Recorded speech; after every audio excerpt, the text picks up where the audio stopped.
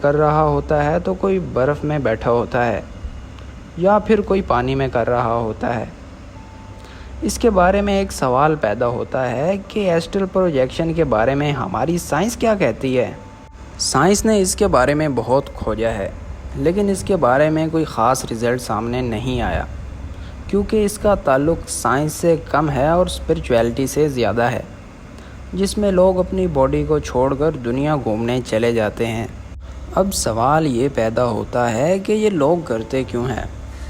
اس کے بارے میں یہ کہا جاتا ہے کہ لوگ زیادہ تر یہ مائنڈ کو ریلیکس کرنے کے لیے کرتے ہیں۔ یہ ضروری نہیں ہے کہ یہ کوئی خاص لوگ ہی کرتے ہیں، اسے آپ بھی کر سکتے ہیں۔ آپ چاہے بیٹھے ہیں یا کھڑے یا پھر لیٹے ہیں، لیکن اس کو کرنے کے لیے ایک شرط ہے۔ وہ شرط یہ ہے کہ آپ کو بالکل خاموشی میں